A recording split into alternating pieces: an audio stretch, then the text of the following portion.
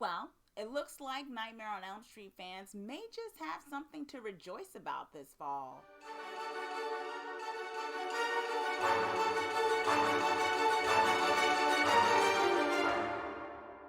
Hey, Twisted People, it's your Twisted Woman here, Chauncey K. Robinson, and today I am diving into the new short film, Dylan's New Nightmare, which is a fan-made sequel to Wes Craven's New Nightmare.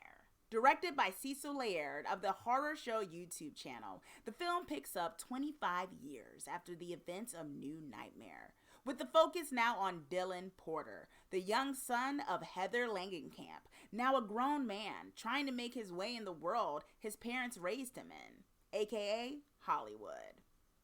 But it would seem that the evil entity known as Freddy Krueger is back, and it's eager to enter into our world once again through the son of his arch nemesis, Nancy, aka Heather.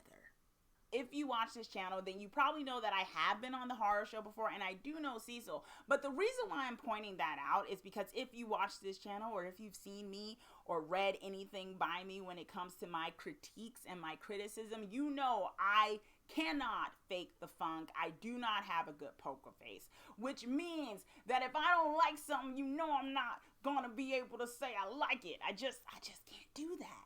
And I usually just don't. And when it comes to independent filmmakers, you know, my thing is I tend to have a policy for the most part that I don't like piling on anyone. So I just pretty much wouldn't speak on it. So the fact that I am doing this video means I genuinely enjoyed this film. You know, Freddy Krueger began as this boogeyman, this mysterious figure. You kind of knew the backstory, but it was kind of like, how did he end up in the dreams? And just a killer, a monster with really questionable origin stories that was really horrific, right? And so I think the first couple of films really kept that fear factor in there, that real sense of danger, the sense of heightened stakes. And one could argue later on in the franchise, probably by the time maybe part 5 to Freddy's Dead, the franchise, although in my opinion still good, one could argue that Krueger as a character became something of an anti-hero, a media darling in a way. And some would argue became more comical than deadly and scary. And so I put that in perspective to say just how appreciated New Nightmare was when it came out. Wes Craven's New Nightmare, where Wes Craven returns to the franchise after being away for some time and takes somewhat of a meta approach to the franchise and taking Freddy Krueger, which had become not necessarily a caricature of himself, but more so been sugar-coated, dulled in terms of the menacing nature, and said, what if this entity was real? And what if you didn't know all the backstory of it? Because if you remember, when it came to Nightmare on Elm Street, by the time Freddy's Dead came about, you kind of knew all the things to know about Freddy. You knew about his daughter, you knew about his wife, you knew about his crimes, you knew about his childhood. It was, and one could argue that when it comes to human fear, one of the things we fear the most is the unknown. And I think because we had come to know Freddy just so well inside and out, maybe he wasn't as scary anymore, right? And so what New Nightmare did was that it took this entity that took the form of the Freddy Krueger character and played on that in a way more sinister way, playing into the idea of, what's this, Satan, the devil, what is this? And just how deadly is it? And how it affects us all, right? And taking a deeper look into trauma and grief and things of that nature that we saw in New Nightmare, kind of flipping it on its head, subverting it, but still diving into the lore of it all. And that's what New Nightmare did. And I emphasize this because one could argue that when New Nightmare came out back in the 90s, it was not appreciated. One could argue that might have been because people were just kind of over the Nightmare on Elm Street franchise for a little bit. They had gotten kind of exhausted with it. So even such a great movie like that just wasn't getting people back into the theater. Maybe they thought the whole Hollywood backdrop was cheesy or whatnot. But in my honest opinion, as a film critic, I really thought this film was one of the best ones of the franchise.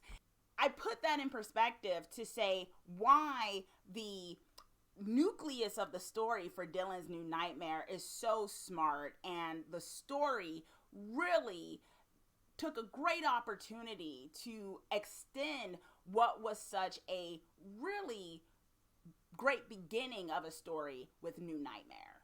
This could have been a fan-made film that essentially did what the 2010 film did, right? That we don't usually like to talk about that remake, where they just kind of redid the characters, or just got a new set of teenagers in high school, and a new Elm Street, and, you know, Freddy's terrorizing them, and it's a whole new group of, you know, teenagers.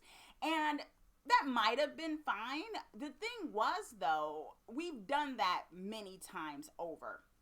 And we only got to do the more so understanding meta Hollywood subversion of horror, but still horror element in New Nightmare. So by following the character of Dylan further, over nearly 25 years after the events of New Nightmare, really allows you to sink further into the story and the sinister nature of what was initially explored in the previous film.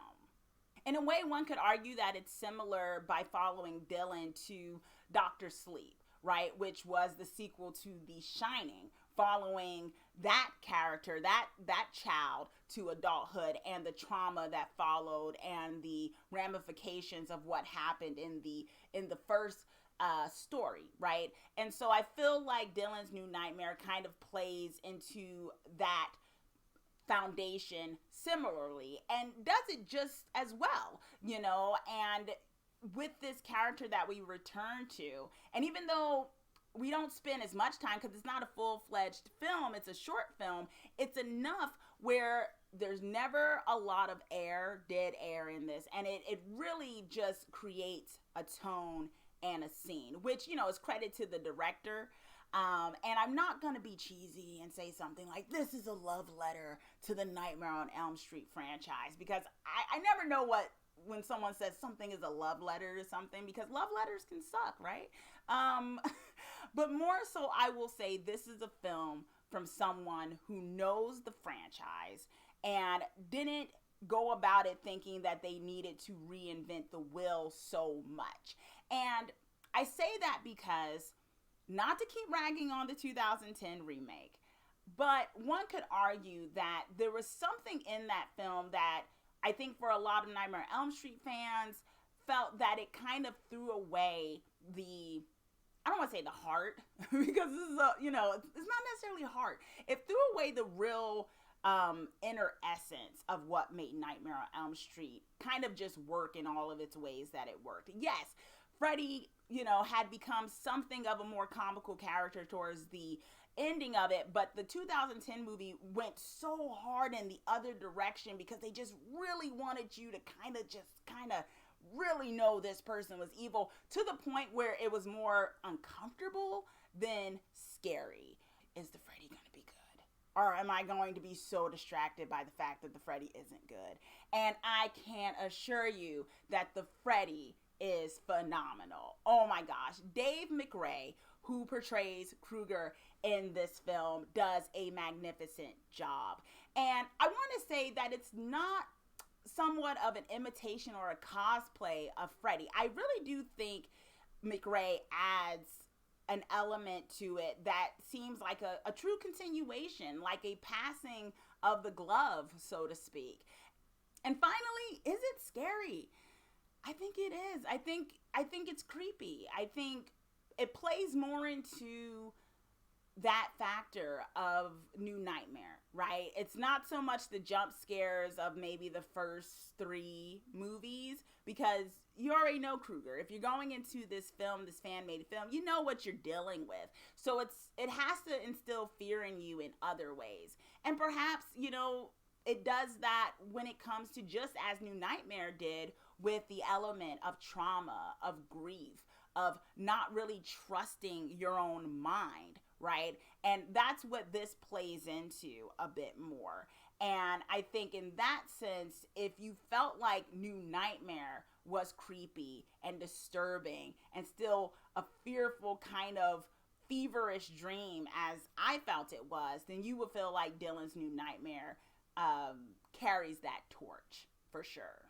And if nothing else, I think this breathes into the life of the idea that we need a new film.